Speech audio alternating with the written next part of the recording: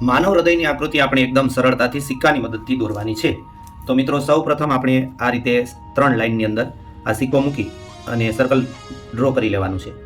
બીજો સિક્કો છે એને આ રીતે આપણે મૂકવાનો છે અને ખાસ ધ્યાનમાં રાખવાનું છે કે આ સિક્કાની અને આ સિક્કાની બોર્ડર લાઇન સેમ રીતે રહે અને આટલી જગ્યા વચ્ચે રહે એવી રીતે આપણે ડ્રો કરવાનું છે.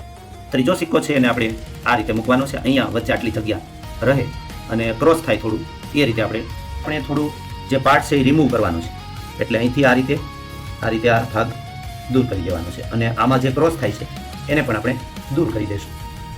હવે આની અંદરથી આ ભાગને આપણે દૂર કરીશું. અહીંથી જે આ વળાંક આવે છે, ઓકે, તો ત્યાંથી તમારે આમ સેજ ક્રોસમાં રહે એ રીતે અહીંયા સુધી ખેંચી લેવાનું છે. એવી જ રીતે એટલી સ્પેસ રાખીને તમે આ રીતે અહીંયા સુધી ખેંચી લેજો. એ સર્કલ બને છે એનાથી એને થોડું આ રીતે શેપ આપી દેવાનો અને અહીંથી આપણે આ રીતે ગોળાઈ લેવાની છે અને અહીંયા સુધી લઈ લેવાનું છે. ત્યારબાદ અહીંયાથી આપણે આ ભાગ આ રીતે ખેંચી લેવાનો છે બહારની તરફ. અહીંયા થોડું આ રીતે ગોળાઈ લઈ અને આ રીતે શેપ આપી દેવાનો છે. આ ભાગ છે એ પાછળની તરફ જશે એટલે સમજો કે આ એનો વળાંક આવી રીતે આવશે. એને તમે થોડું દૂર લેશો એટલે વચ્ચેનો જે પાર્ટ આપણે દોરવાનો છે એમાં નડતર રૂપ ન થાય. આ રીતે આ ટી બની જાય છે. અહીંયા એક 0 જેવું બને છે, અહીંયા 0 છે, અહીંયા 0 છે અને અહીંયાથી હું જે શેપ દોરું છું એ ખાસ શીખવાનો છે તમારે. અહીંયાથી આપણે આવી રીતે 9 વડે 9 ડ્રો કરવાનો છે. અહીંયા થોડી એવી અણી બને એવી રીતે આપણે ડ્રો કરવાનું છે. આ થોડો વિડીયો હું ફાસ્ટ ફોરવર્ડ કરીશ. So let us start. આપણે જોઈશું આ ડબલ લાઈન ડ્રો કરવાની છે આટલી સ્પેસ સાથે. આ બધું કામ આપણે રેડ પેનથી કરીએ છીએ.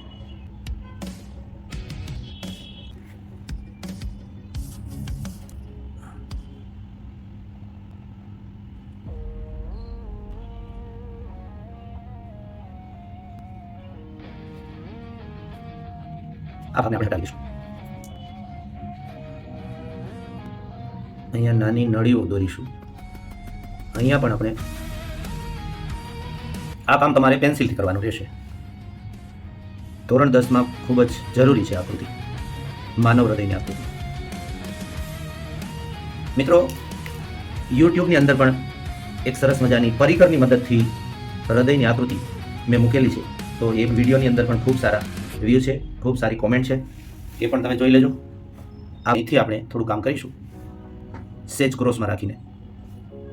આ ભાગને થોડો આવી રીતે ફૂલાવી દેવાનું છે. આ રીતે આકૃતિ બનશે.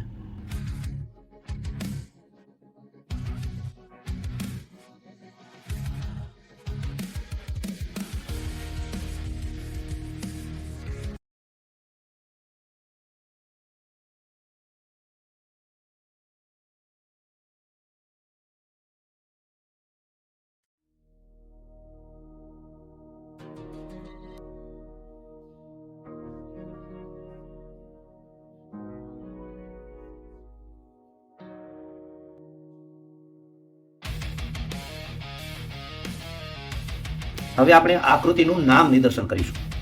એ નળીઓ દેખાય છે એ છે ફુફ્ફુસ શિરા અને એવી રીતે અહીંયા પણ આ ફુફ્ફુસ શિરા છે. આ ભાગ છે અહીંયા તમને દેખાય એ છે ડાબુ કર્ણક. એક સાઈડ ડાબુ કર્ણક, બીજી સાઈડ જમણું કર્ણક. ઉપરના ખાનાને કર્ણક કહીશું અને નીચેના ખાનાને ક્ષેપકો કહીશું. ડાબુ ક્ષેપક, જમણું ક્ષેપક. ડાબુ એટલે 2 અક્ષર, અહીંયા 2 અક્ષર, તો 2 અક્ષરની વચ્ચે જે અહીંયા વાલ્વ આવે આ બંનેની વચ્ચે એને આપણે કહીશું દ્વિદલ વાલ્વ. તો એવી રીતે અહીંયા જમણું એટલે 3 અક્ષર થાય, તો એની વચ્ચે જે વાલ્વ આવે એને આપણે કહીશું ત્રિદલ વાલ્વ.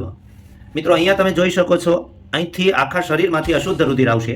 એનું નામ છે અગ્ર મહાશિરા. તો એવી રીતે આ છે મહાધમની એટલે અગ્ર મહાધમની આપણે નામ આપીએ છીએ. અગ્ર એટલે ઉપર કે આગળનો ભાગ. આનું વિજ્ઞાનની અંદર આવું પણ નામ છે ધમની કાંડ અથવા તો આરોહિત ધમની કાંડ.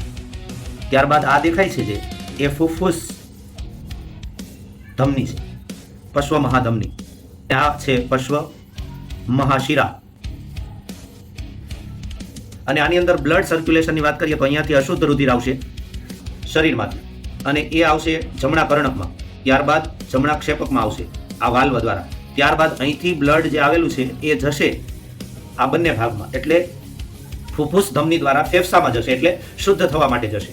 અને એ જ સમય દરમિયાન ફેફસામાંથી આ બંને ફૂફૂસ શીરા છે એના દ્વારા શુદ્ધ રુધિર ફેફસામાંથી ડાબા કર્ણકમાં આવે, ડાબા કર્ણકમાંથી ત્રિદલ મારફતે ડાબા ક્ષેપકમાં જશે, અને ત્યાંથી એ જતું રહેશે આ નળી મારફતે શરીરમાં. એટલે શુદ્ધ રુધિર હૃદયમાંથી શરીરમાં જાય અને અશુદ્ધ રુધિર શરીરમાંથી હૃદયની અંદર આવે. તો આ આખી જે પ્રોસેસ છે એ બે માર્ગે વહન પામે છે. તો વિદ્યાર્થી મિત્રો, આપને આ આકૃતિ કેવી લાગી? આ કોઈ નામમાં વિડીયોમાં કંઈ ખામી રહી ગઈ હોય તો તમે જોઈ શકો છો સંપૂર્ણ આકૃતિ. મિત્રો, કેટલો સુંદર આ વિડીયો બનેલો છે, અને આશા રાખું છું તમે પણ આવી જ રીતે સરસ આકૃતિ દોરતા શીખી જશો. ધન્યવાદ.